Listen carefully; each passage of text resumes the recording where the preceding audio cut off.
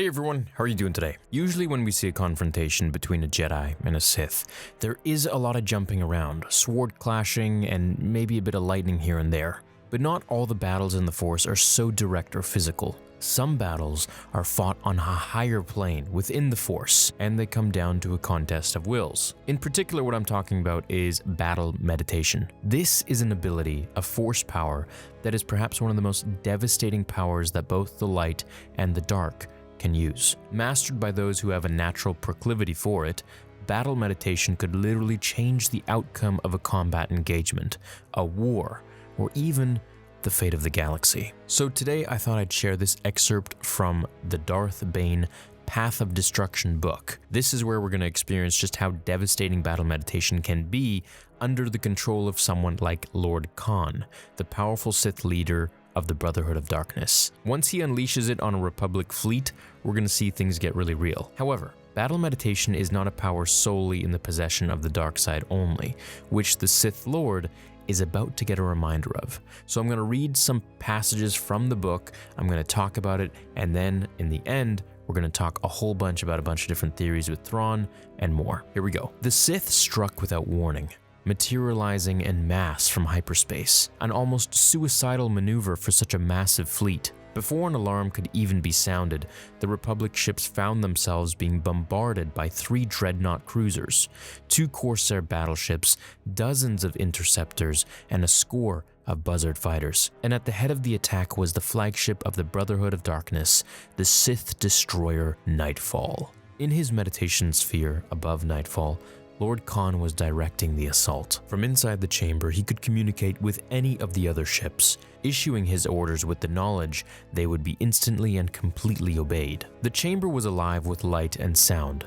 Glowing monitors and flashing screens beeped incessantly to alert him to the constantly changing updates of the status of the battle. The Dark Lord, however, never even glanced at the screens. His perception extended far beyond the meditation sphere, far beyond the data spit out by the electronic readouts. He knew the location of each vessel engaged in the conflict, his own and those of the enemy. He could sense every volley fired, every evasive turn and roll, every move and counter-move made by every ship. Often, he could sense them even before they happened. His brow was knotted in intense concentration. His breath came in long, ragged gasps. Beads of perspiration rolled down his trembling body. The strain was enormous, yet with the aid of the meditation sphere, he maintained his mental focus, drawing on the dark side of the Force to influence the outcome of the conflict, despite his physical exhaustion. The art of battle meditation, this was a weapon passed down from the ancient Sith sorcerers, through the enemy ranks into chaos, feeding their fear and hopelessness, crushing their hearts and spirits with bleak despair. Every false move by the opponent was magnified. Every hesitation was transformed into a cascade of errors and mistakes that overwhelmed even the most disciplined troops. The battle had only just begun, and it was already all but over. The Republic fleet was in complete disarray. 2 of its 4 Hammerhead-class capital ships had lost primary shields in the first strafing run of the buzzards. Now the Sith dreadnoughts were moving in, targeting the suddenly vulnerable Hammerheads with the devastating forward-mounted laser cannons. On the verge of being crippled and left utterly helpless, they were just now managing to scramble their own fighters to ward off the rapidly closing enemy cruisers. Khan could feel it. Panic had set in among the Republic troops and commanders. His attack was pure offense. His strategy maximized damage but left his own ships exposed and vulnerable to a well-organized counterattack. But no such response was forthcoming. The Republic captains were unable to coordinate their efforts, unable to establish their lines of defense. They couldn't even organize a proper retreat. Escape was impossible. Victory was his. And then suddenly, the 2 Hammerheads had turned at tangential angles. One had opened up with its forward cannons to take down Fury's shields, one of Khan's ships, while the other had unleashed a barrage of laser fire at the exact same spot, causing a massive detonation that destroyed the battleship in the blink of an eye. It was a brilliant maneuver, 2 different ships perfectly coordinating their efforts while under relentless assault to wipe out a common foe. It was also impossible. The dreadnoughts closing in on the crippled hammerheads were also forced to break off their attack run, as 4 full squads of Republic fighters burst forth from the cargo bays of their supposedly defenseless prey. Even under ideal conditions, it would have been really hard to scramble the fighters so quickly. In this situation, it was unthinkable. Yet Khan could feel him. Nearly 50 Auric fighters flying in tight formation, pressing the attack on the dreadnoughts while all 4 hammerheads pulled back. They were establishing a defensive line. Drawing on the power of the dark side, Lord Khan pushed out with his will to touch the minds of the enemy. They were grim, but not desperate. Some were afraid, but none panicked. All he felt was discipline, purpose, and resolve, and then he felt something else. Another presence in the battle. It was subtle, but he was certain that it hadn't been there at all in the first few minutes of the attack. Someone was using the light side to counter the effects of Khan's battle meditation and turn the tide. Only a Jedi Master would have strength like this to oppose the will of a Sith Lord. Khan had been relying on the element of surprise and his battle meditation to give the Sith the advantage. Now, however, both of those advantages had been nullified. Despite his strength, the Dark Lord was no expert in the rare art of battle meditation. It was one of many talents, and he had worked to develop them all equally.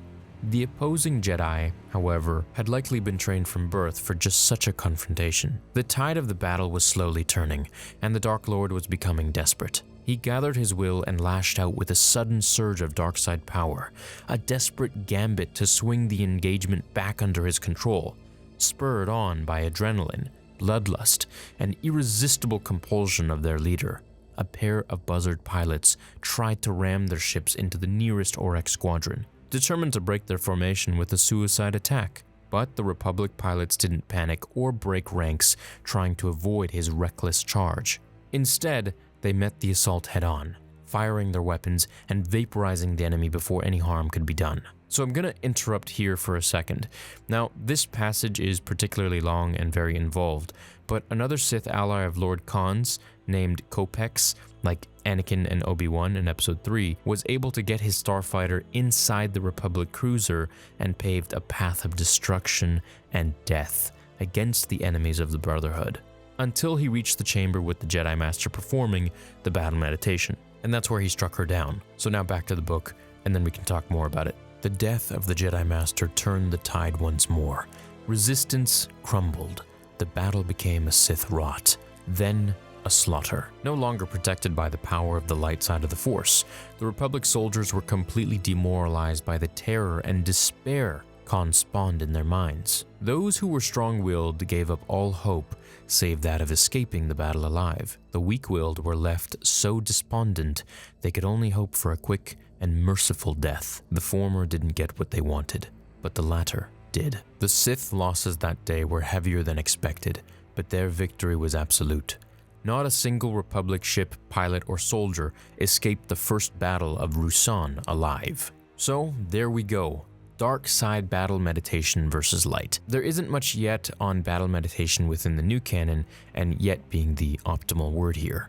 But in the old EU, it was explored quite a bit, from the times of the old Sith Wars, during the Freedom Nad uprising for instance, or when Bastila Shan employed the incredible power in the era of Revan and Malak. Then in more recent times, Yoda had been known to wield the ability, and even Luke and Leia learned of it and used battle meditation against the clone of the Emperor a few years after the destruction of the second Death Star in Return of the Jedi, where Vader died. Speaking of which, it was theorized by Grand Admiral Thrawn that the Emperor had this power as well. The brilliant Chist believed that the fateful campaign at the Battle of Endor was lost because Palpatine was so overly reliant on his battle meditation and the need for absolute control to such an extreme that the Imperial forces gathered could barely make a decision on their own, let alone fight without Palpatine's influence. So once the great Sith perished in the reactor, it broke his battle meditation, and the tide of the conflict and war turned into the rebellion's favor. It's just a theory. This was, however, Thrawn's theory, and we could say Thrawn's Star Wars theory, but it was later revealed to be only partially correct. Battle meditation had been utilized at Endor, but not by Sidious. Instead, the practitioner was another Imperial Grand Admiral, a Darksider named Neil Declan. But again, this is Legends, and I think it's entirely conceivable that in the new canon, Thrawn's theory might be on the mark. Sidious could have used it to boost the effectiveness of the Imperial military at Endor and other engagements, though I guess he was just a little bit relaxed when it came to the stormtroopers. Joking aside, the ability to influence and manipulate the morals and emotions of beings on a massive scale through the Force was most likely something Sidious would also have utilized, as much as he could without the Jedi noticing, in his civilian guise as a strong but compassionate public servant climbing the political steps to the Supreme Chancellor's office, and then the Imperial throne. But let's return to the passage for a second. I thought it was interesting, unlike the powerful Jedi Master who almost undid his plans, how Lord Khan wasn't actually a master of battle meditation. Instead, it was an ability that he had trained to become highly skilled at, while he had equally devoted his time and patience to own in on the rest of his many other powerful Force abilities. It would probably be unfair to call Khan a jack of all trades, which is a term that means someone who has dabbled in many skills but is a master of none. Khan didn't really become the head of the Brotherhood without being a master of the dark side itself, so we gotta give him some credit. However, by allowing himself not to have mastered battle meditation so he could devote equal time to his other powers is where he once again gets a glimpse into the different mindset of Khan's Sith and the Sith Order of Bane, and Sidious that would shortly replace the Brotherhood. Khan is searching for some sort of equality or even balance in the dark side, while Bane and later, naturally Sidious, were all about power through strength. Balance and equality had no place in the rule of two. And as for the planet Ruusan, well, it will eventually be where the Brotherhood will make their last stand. For 1,000 years after, the Jedi will believe that the Sith died for good in this world. But as we know, one Sith will make it off Ruusan, Darth Bane. And at this point in the book, he hasn't even finished his training in the Academy on Korriban yet, much less arrived at Ruusan. Anyways, guys, that's where I'm going to leave it here. What did you think? Let me know in the comments below. Battle meditation is pretty sweet. Thanks for watching. Leave a like if you did enjoy it, and I'll see you in the next one. Until then, remember, the Force will be with you, always.